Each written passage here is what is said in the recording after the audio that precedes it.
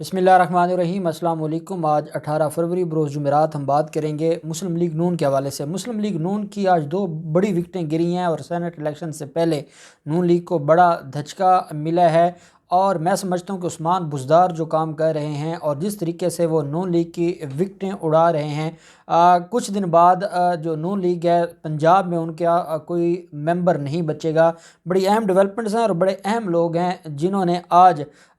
नून league से बगावत का ऐलान किया है। वो डिटेल्स मैं आपके साथ शेयर करूंगा। उससे पहले मैं आपको बताता चलूं, जो नून लीग के खिलाड़ी क्लीन बोर्ड हुए हैं और वो हैं परवेज़ रशीद। उन्होंने आज एक झूठ बोला। पहले तो आपको पता है, सारा दिन मीडिया पर आपने सुना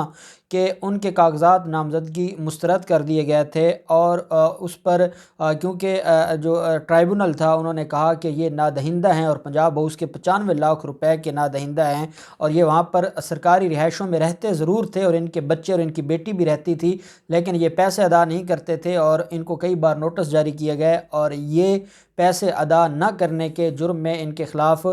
इनके जो कागजात है नामजदगी मुस्तरद किए जाते हैं क्योंकि ये डिफ़ाल्टर हैं। परवेज़ रशीद ने प्रेस कॉन्फ्रेंस की और परवेज़ रशीद ने इल्ज़ामात की बारिश कर दी। परवेज़ रशीद कहते हैं कि इमरान खान नहीं चाहते कि मैं ऐवान में आऊँ क्योंकि मैं सच बोलता हूँ, मैं इमरान खान को टफ़ टाइम देता हूँ, मैं इमरान खान के लिए मसाइल खड़े करता हूँ, मैं ऐवान में और फ्लोर ऑफ द हाउस खड़ा होकर कौम की बात करता हूँ। इस वजह से मेरे ख़िलाफ़ इन्होंने एक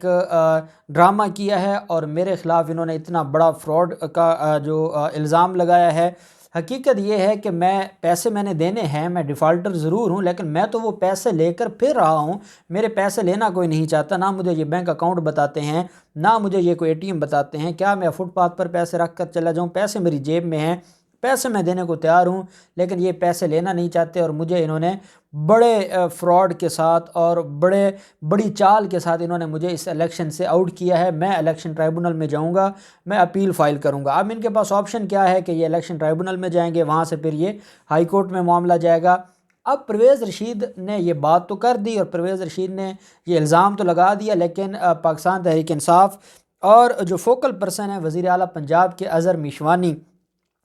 मेशवानी ने ट्वीट किया है और अज़हर मेशवानी ने वो नोटिस जो थे, जो इनको नोटिस भेजे गए थे, वो सामने लेकर आ गए हैं और वो उन्होंने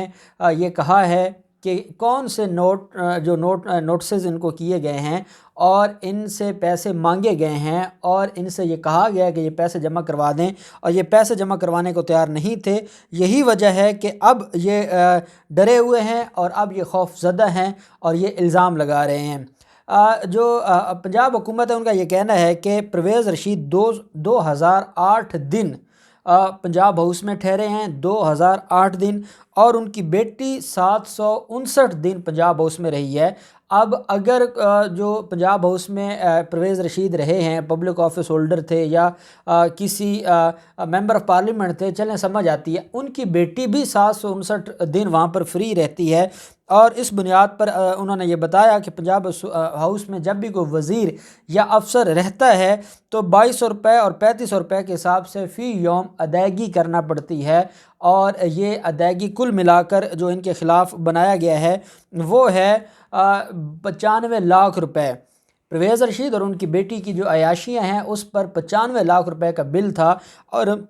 अज़हर मेशवानी ने वो नोटिस भी आवाम के सामने शेयर किए हैं और वो उनके जो डॉक्यूमेंट्स हैं वो हमें भी भेजे गए हैं। उसमें यह कहा गया है कि 14 अक्टूबर 2019 को उनको नोटिस जारी किया गया था और उनसे ये कहा गया था कि आपके ख़िलाफ़ ये वाजिबुल ज़िम्मा हैं और आप डिफ़ाल्टर हैं और आप ये अदा कर दें। जब उनको ये 2019 में 14 अक्टूबर 2019 में ये कह दिया गया कि आप ये अदा करें और वो अदा नहीं कर रहे थे, तो उसके बाद अब ये कैसे कह सकते हैं कि मैं तो पैसे देने को तैयार हूँ, मैं तो पैसे लेकर फुटपाथ पर फिर रहा हूँ, मैं तो पैसे उठा कर फिर रहा हूँ, पैसे मेरी जेब में हैं। इमरान खान मेरे ख़िलाफ़ साजिश कर रहा है, इमरान खान मुझे झूठा डिक्लेयर करवा रहा है, इमरान खान मेरे कागजात नामजदगी मुस्तरद कर रहा है,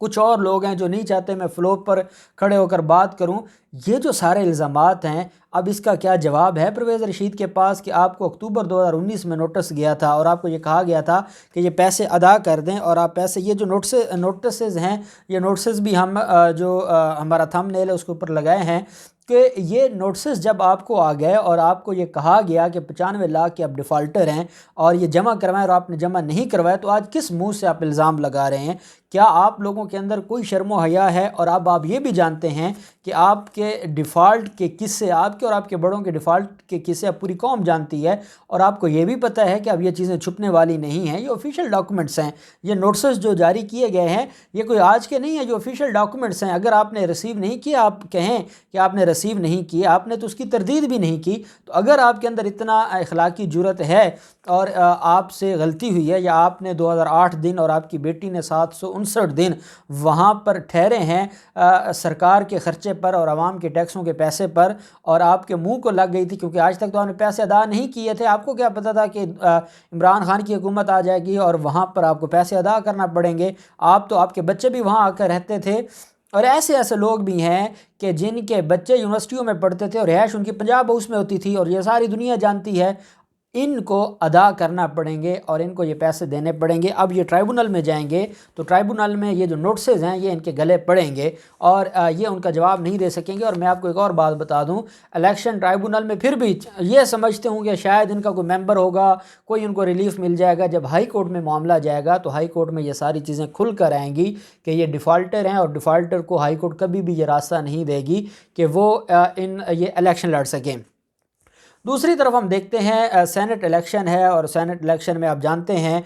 جو پنجاب سے 2 ٹیکنوکریٹس کی سیٹس تھیں، اس میں اعظم نذیر تارڑ صاحب جو کہ سینئر ایڈوکیٹ ہیں اور پی ایم ایل این کی اور شریف خاندان کا جو ان کا جو ونگ ہے، جو وکلا ونگ ہے، اس کے وہ ہیڈ ہیں۔ اب ان کو وہ جو ٹیکنوکریٹ کی سیٹ ہے پنجاب سے وہ جیت گئے ہیں، ان کے ساتھ جو بیرسٹر علی ظفر صاحب ہیں، جو ایس ایم ظفر صاحب کے بیٹے ہیں اور سینئر ایڈوکیٹ ہیں، سابق صدر بھی ہیں سپریم کورٹ بار ایسوسی ایشن کے، اور وہ پاکستان تحریک انصاف کے ٹکٹ ہولڈر تھے۔ تو یہ دونوں بڑے سینئر ایڈوکیٹ یہ ٹیکنوکریٹ سیٹس پر بطور سینیٹر منتخب ہو گئے ہیں۔ آج ان کو نوٹیفیکیشن جاری ہو گیا کیونکہ ان کے مقابلے میں کوئی نہیں تھا، یہ بلا مقابلہ ہو گئے ہیں۔ اور جو لوگ مشاہد اللہ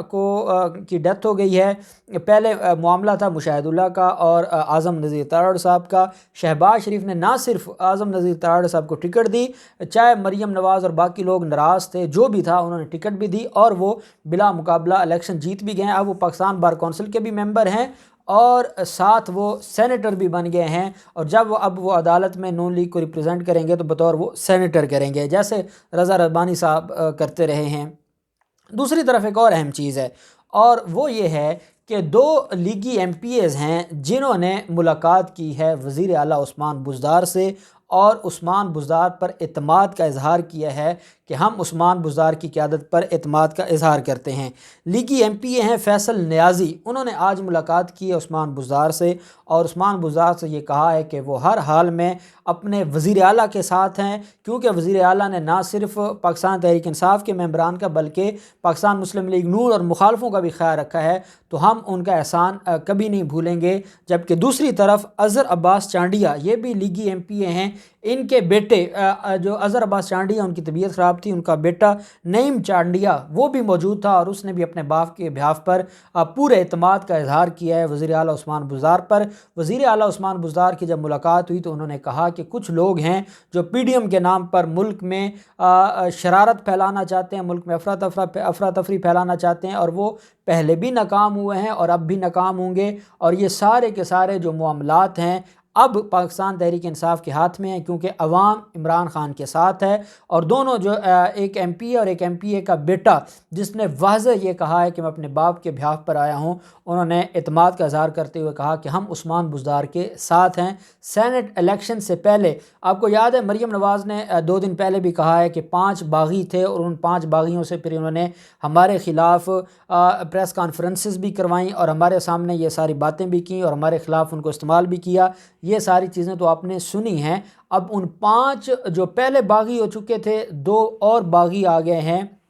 اور اشرف انصاری جو کہ گجرانوالہ سے ان کے باغی ممبر ہیں، انہوں نے 2 دن پہلے میڈیا سے بات کرتے ہوئے یہ کہا ہے کہ اشرف انصاری نے کہا ہے کہ میں گجرانوالہ ڈویژن میں بڑا سرپرائز دوں گا سینٹ الیکشن سے پہلے مسلم لیگ نون کی قیادت کو، اور میں ان کو بتاؤں گا کہ اب جو ممبران ہیں وہ ان سے تنگ آ چکے ہیں، وہ ان کے بیانیہ سے بالکل الگ ہو چکے ہیں، ان کا اب نواز شریف کے بیانیہ سے کوئی تعلق نہیں ہے۔ اور آج یہ جو اظہر عباس چانڈیہ ہے ان کا بیٹا، اور دوسری طرف فیصل نیازی، انہوں نے بھی یہی بات کی ہے کہ ہم ریاست مخالف جو بیانیہ ہے اس کو سپورٹ نہیں کریں گے، ہم ریاست مخالف کسی بھی موومنٹ کو سپورٹ نہیں کریں گے، ہم وہاں کھڑے ہوں گے جہاں ریاست کھڑی ہوگی، ہم وہاں پر کھڑے ہوں گے جہاں پر ادارے کھڑے ہوں گے۔ تو میں سمجھتا ہوں کہ یہ بڑی اہم ڈیولپمنٹ ہوئی ہے، اور اس ڈیولپمنٹ کے بعد اب شاید مریم نواز کے لیے اور نون لیگ کے لیے پریشانیاں مزید بڑھ جائیں گی۔ یہ پہلے لوگ خریدنے کے چکر میں تھے، اور ان کے اپنے لوگ ان کو سر عام چھوڑ کر جا رہے ہیں، اور الیکشن سے پہلے وزیر اعلیٰ سے ملاقاتیں کر رہے ہیں۔ اب ان سارے معاملات میں جو بھی ڈیولپمنٹ ہوگی آپ کے ساتھ شیئر کرتے رہیں گے۔ اللہ پاک پاکستان کا حامی و ناصر ہو۔ بہت شکریہ۔ اللہ حافظ۔ پاکستان زندہ باد۔